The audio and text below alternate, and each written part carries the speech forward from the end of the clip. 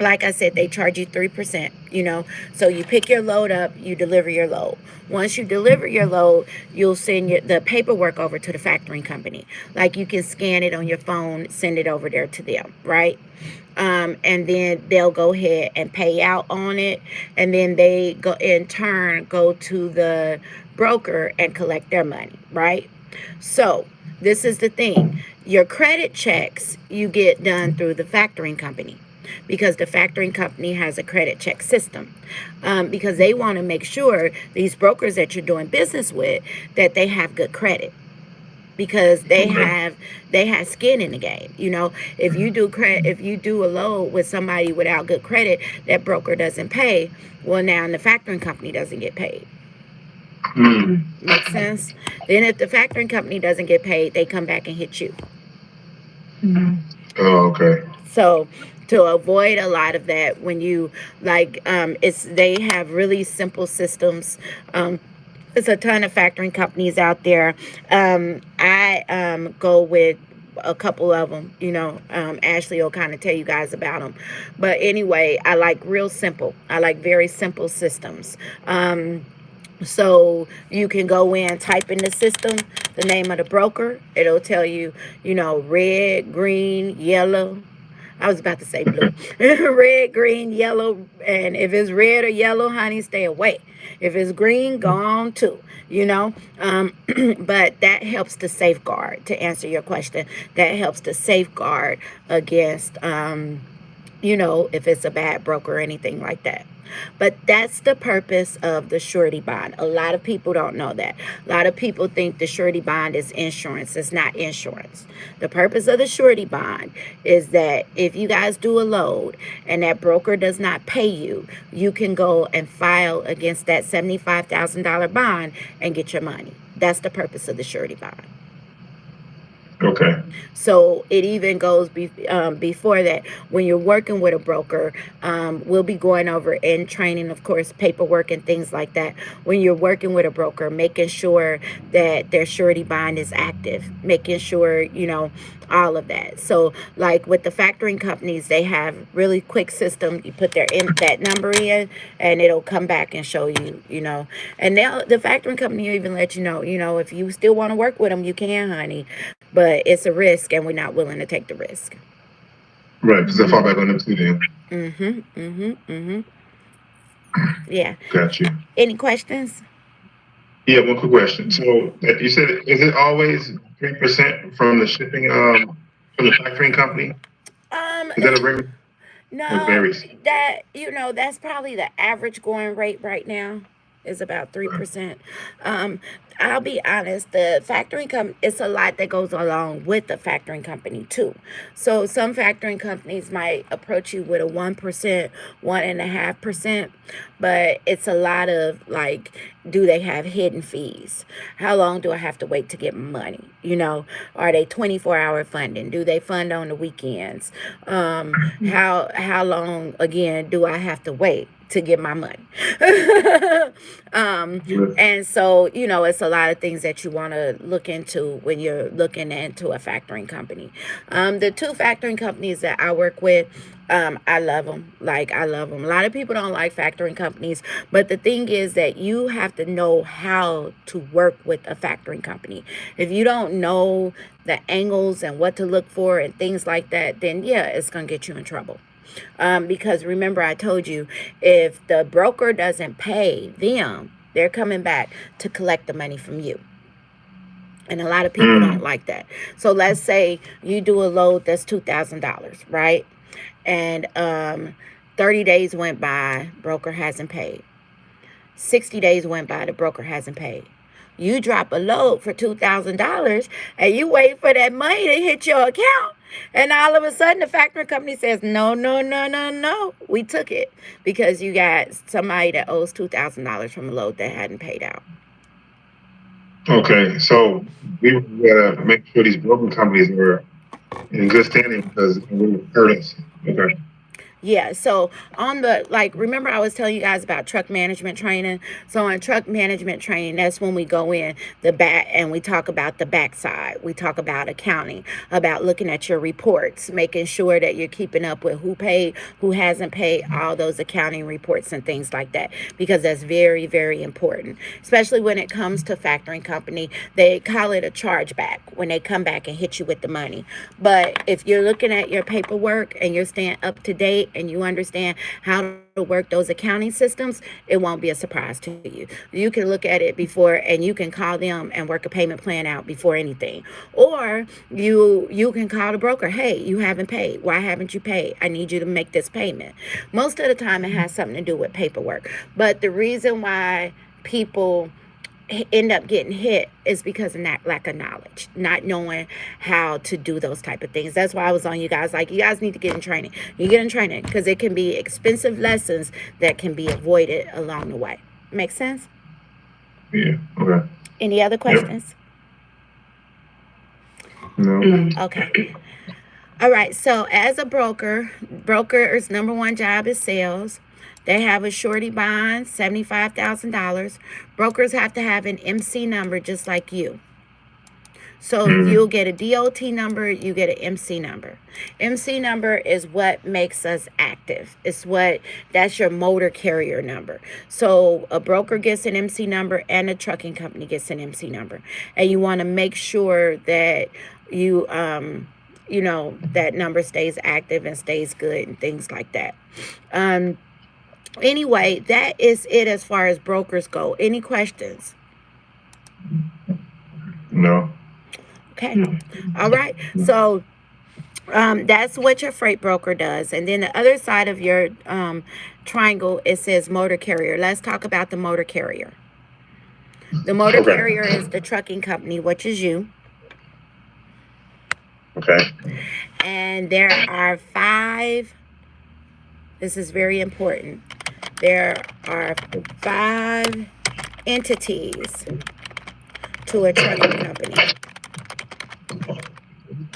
So to run a trucking company, there are 5 entities. Either you can do it all by yourself, you have 2 people, you got 3 people, whatever. But there are 5 main departments of a trucking company. The first department is the owner. Owner. Let me write this down. That's in the paper, right? It's in my notes. It's in these notes. I'm going to send you these notes at the end of class today. Okay. But there are 5 departments, entities to effectively run a trucking company. Number 1 is the owner. The owner. Number Sorry about that, 2 everyone. is the dispatcher. Dispatch. Okay. Number 3 is the driver.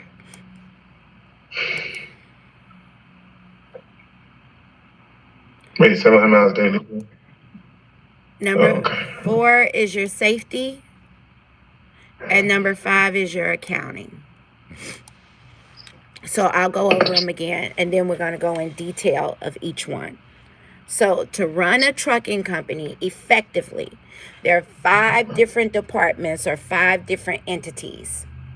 It's not saying you have to have 5 people doing these jobs, but there are 5 different departments. Number 1 is the owner. Number 2 is the dispatcher. Number 3 is the driver. Number 4 is your safety department. And number 5 is your accounting department.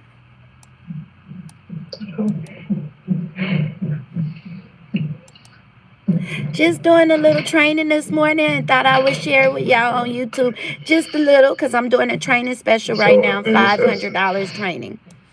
Legal 10 hours. You said what?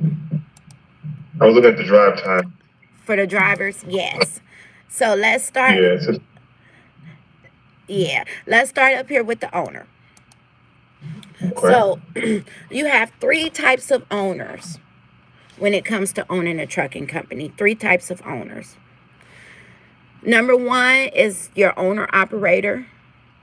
which is going to be you, Mr. Raheem. Yay!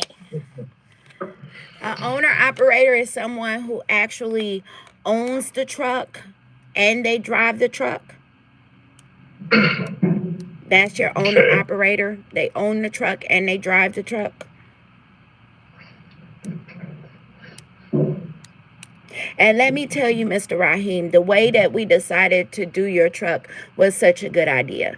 You know, I'm so glad that you reached out to me, because a lot of times drivers don't know, you know, it's a difference in being an owner operator that actually gets your own truck and is making that payment, everything, rather than you running under a company and they say, okay, you're running under us, this is how much you got to pay every week, and you have to do the loads that we say do, you have to do this, you have to do that, and then when you try to walk away from them, guess what? You got to give them their truck back, and you lost all that money that you put into it. And a lot of time it's because guys don't realize that you can go out and get your own truck. You know, you really can.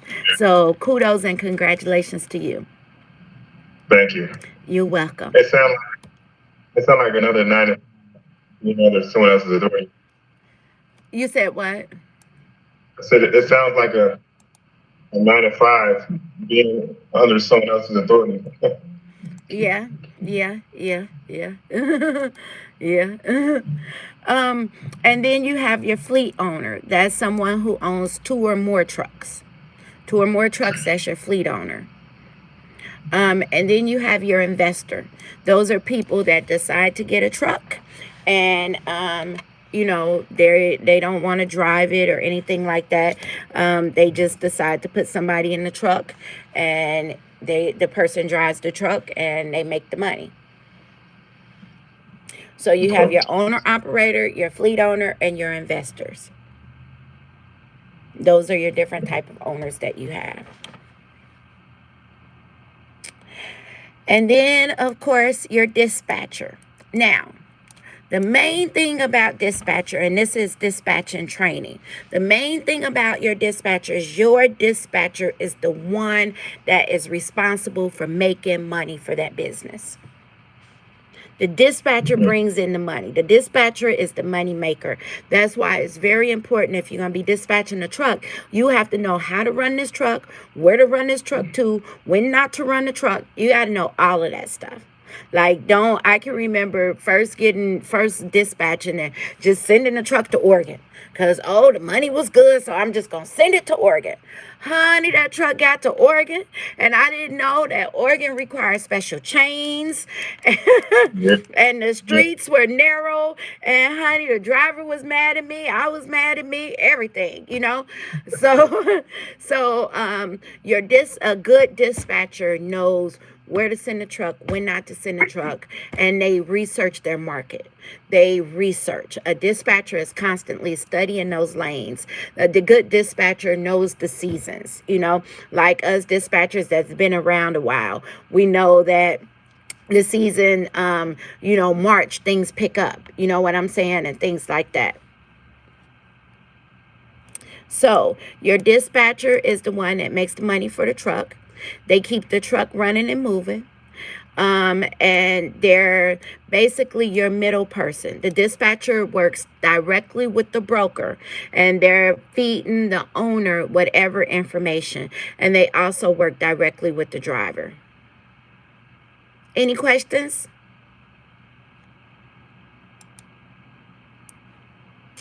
Okay, so I am going to end this video right now.